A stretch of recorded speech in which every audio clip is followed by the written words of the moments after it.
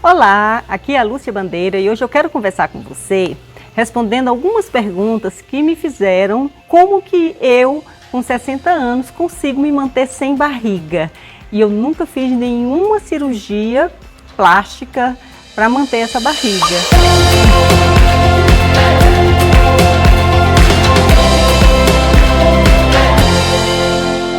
A resposta que eu tenho para dar para você é: procure entender o que faz acumular gordura visceral, esse acúmulo da gordura abdominal. Então, quando você sabe a origem, o que vai originar essa gordura localizada, que algumas pessoas localizam mais no abdômen, outras nas coxas, no bumbum, né? Essa gordura que realmente incomoda quando a gente vai colocar uma roupa, é quando a gente provoca, através da nossa alimentação, um índice glicêmico muito alto, essa alimentação, que aumenta o hormônio chamado insulina no nosso corpo. Esse hormônio, que é a insulina, ele existe para colocar esse açúcar que a gente está produzindo, essa glicose, como energia dentro das nossas células.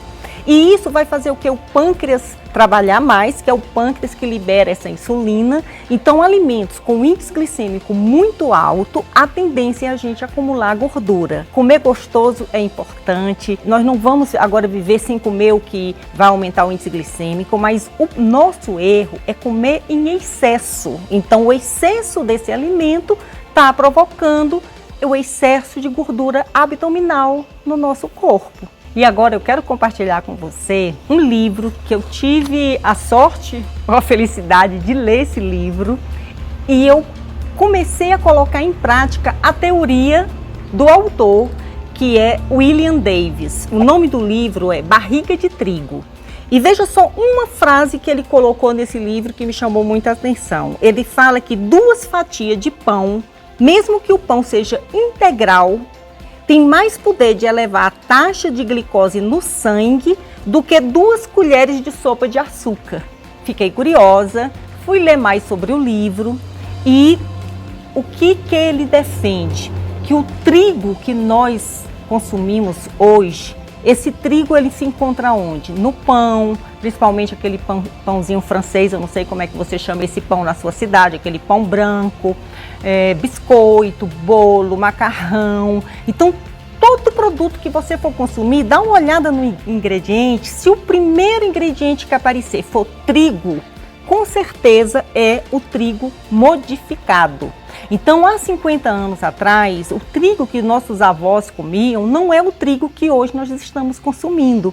E esse trigo modificado, ele está com um índice glicêmico muito elevado, principalmente porque ele contém um tipo especial de carboidrato que se chama aminopectina A. Não precisa a gente decorar esse nome, mas quando você pegar um produto que você vê que tem o amilopectina A, ele tem um carboidrato com um índice glicêmico muito elevado. São muitas as informações, esse livro realmente vale a pena se você realmente quer entender por que eu, Lúcia, não consumo trigo na minha rotina. É porque eu sei que o trigo não é um trigo saudável, ele é um trigo que inflama o nosso corpo.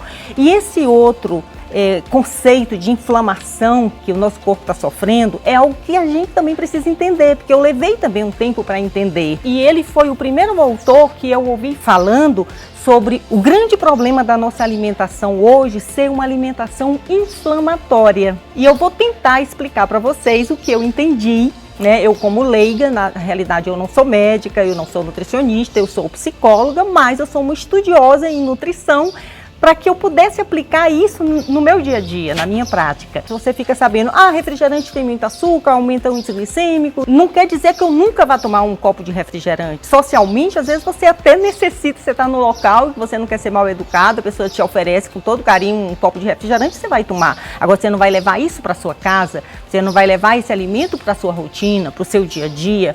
Isso aí é a grande diferença que a gente faz quando a gente quer uma vida mais saudável. Então, se você sempre tiver consciência de que o que aquele alimento vai prejudicar o seu corpo, você, com certeza, quando você estiver consumindo esse alimento, você está sabendo o malefício e você não vai querer consumir com mesma frequência, como se você não soubesse o que ele vai trazer de doenças para o seu corpo. Então hoje eu quero falar mais para vocês só sobre o trigo. Outra hora a gente pode falar sobre outros alimentos inflamatórios. Mas se você entender que o trigo está presente em quase todos os alimentos que a gente pega, se a gente não tomar cuidado, ali está o trigo, você está consumindo um trigo modificado, com alto índice glicêmico, com alto índice inflamatório, e depois você quer um corpo sem barriga e não sabe de onde que está vindo essa barriga, não é verdade? Então vamos entender o que é esse trigo modificado. Então, quando eu falo do trigo hoje ser um produto modificado, para que vocês entendam que o trigo de hoje é um produto de laboratório,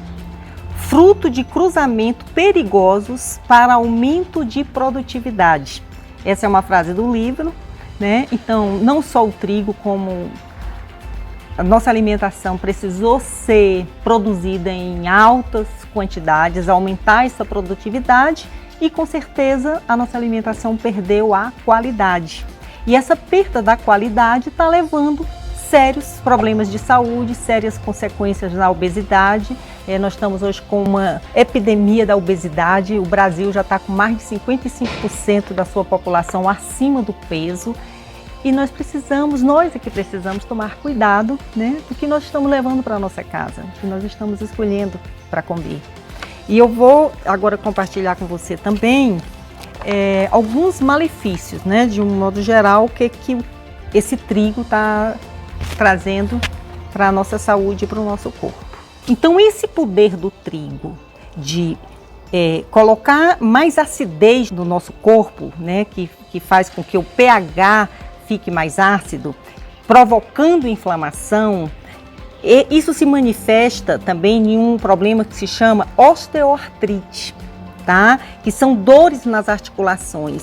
Então você vê muitas vezes as pessoas queixando que está sentindo dores nas articulações e às vezes até pensa que é somente o excesso de peso, mas não é somente o excesso de peso. O corpo está inflamado, desencadeado essa inflamação por um efeito de uma alimentação inflamatória, que no caso aqui que a gente está falando está sendo o trigo, tá certo? E as inflamações também estão ligadas a efeitos destrutivos nas articulações, nas juntas, nos joelhos. Então, eu tenho uma experiência aqui em casa. Então, a minha tia tem 93 anos. Então, ela, quando era criança, ela comia pão que não era o pão que ela come hoje. Vocês concordam comigo? Essa modificação nesse trigo aconteceu há 50 anos atrás. Então, ela já tinha esse hábito de comer pão. Quando eu li esse livro, eu comecei a observar um problema seríssimo que ela tinha das pernas ficarem inchadas, né, nas articulações. E aí a gente foi reduzindo o pão e a gente retirou da rotina dela o consumo do pão. As pernas desincharam. Vai que isso é coisa da minha cabeça, vou liberar novamente o trigo, o pão para ela comer, e as pernas voltaram a inchar. Então eu quero que você observe no seu caso, será que aquela dor que você vem se queixando nas suas articulações e que você procura remédio, o remédio vai remediar, não seria melhor ir buscar a causa, a consequência está vindo de quê? Que tipo de alimentação eu estou fazendo? Em outros vídeos eu vou falar de outros alimentos inflamatórios. Pode ser que no seu caso o que esteja inflamando o seu corpo não seja o trigo, talvez você nem coma tanto trigo, mas existem outros alimentos que também, infelizmente, faz com que o nosso corpo ele sofra as consequências, e a consequência de uma inflamação geralmente vem com dor.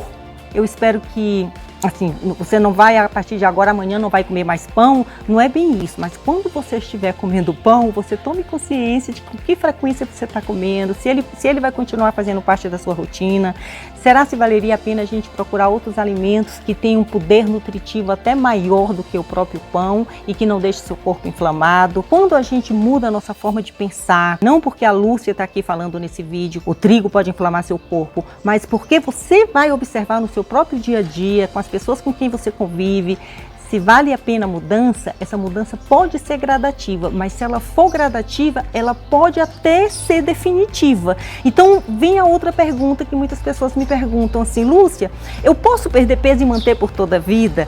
Se você não fizer a dieta somente para perder peso, mas se você fizer a mudança pela sua saúde, você vai com certeza fazer mudanças definitivas, e quando as mudanças são definitivas, elas são por toda a vida. Eu não vou querer dizer assim, nós vamos restringir totalmente o pão, mas nós vamos diminuir até que a gente chegue a um ponto que ele seja uma comida social e não uma comida de rotina. Será se vocês entenderam aqui o recado?